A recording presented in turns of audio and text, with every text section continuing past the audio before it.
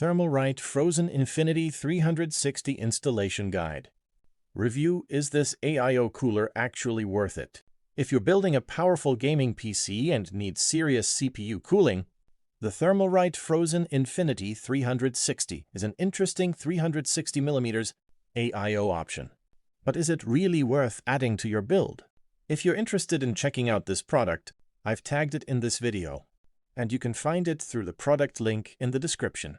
The Frozen Infinity 360 uses a large 360mm aluminum radiator and is designed for modern Intel and AMD platforms, including LG A1700, LG 1851, AM4, and AM5.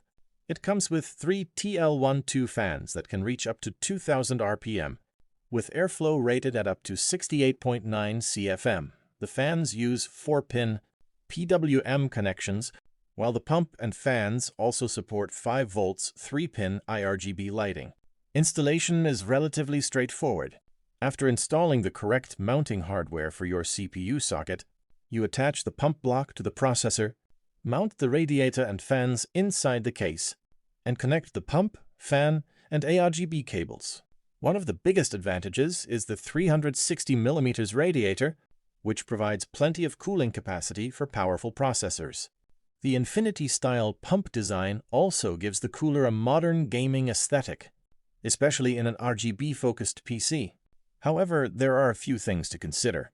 A 360mm radiator is large, so you need a compatible PC case with enough space.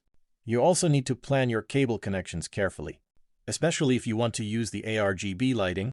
And while a 360mm AIO can make sense for high-performance CPUs, it may be unnecessary for lower-power processors where a good air cooler can provide simpler and quieter cooling. Overall, the Frozen Infinity 360 is best suited to PC builders who want a large liquid cooler, modern compatibility, and RGB styling without automatically moving to a premium-priced AIO.